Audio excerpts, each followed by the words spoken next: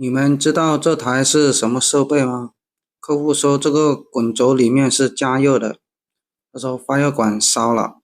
买一条新的叫我把它换上去。他说现在加热很慢，他之前也是很慢，这些发热管烧黑了，就是坏掉换出来的。他现在的话又找我上来帮他换掉，因为这种设备我也是第一次看到，我也不懂。这种叫什么设备呢？大家说，他说是那边放这个纸过来压过来的，拉过来的话，它加热就会变形，那个胶就会变有波浪形的，因为现在温度低了，它形状就很难形成。现在他估计是发热管烧了，叫我过来帮他换掉。这个把电关了，关了先把这个外盒这边拆掉。这个滚里面两边都要拆，因为它有3组发热管，3组发热管它中间有个是通电过去，一个接上公共端的，因为它接的是三角形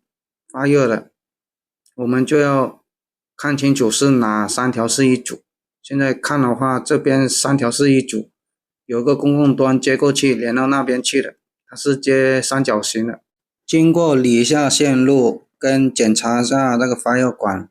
估计就是这里断掉而已，发热管是没烧的，检测发热管是有电阻，它没有烧断，就是这一条公共端烧坏了，它只有2组发热管在发烫，温度就升得比较慢。现在的话把那条断了那条公共点接起来连到这边来就可以了。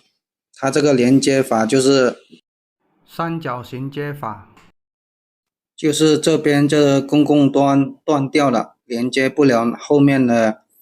发热管，它就只有2组加热了。现在把那个公共点接起来的话，就可以修好了。现在把它先剥开皮，这个线的话，我现在扯出来了，这条剥好之后，我们扭上去，用那个线耳把它压一下，压紧之后，再用那个高温胶布包一下，因为它这种不能用那个电工胶布的，那里面发烫很高的温度，只能用那个高温胶布包一下就可以了。现在准备开机试一下，现在开起来的话，大概10分钟左右，温度都升起来了，应该就正常了。这个老板说应该没问题了，现在升温也比较快了，不像之前加1个小时突然达不到80度，他说加温相当的慢。现在接起来的话就加的比较快了，现在都10几分钟到50度了，现在还可以。这样子经过检查，发热管是没有问题的，温度正常的话，我的任务就完成了。感谢大家的观看。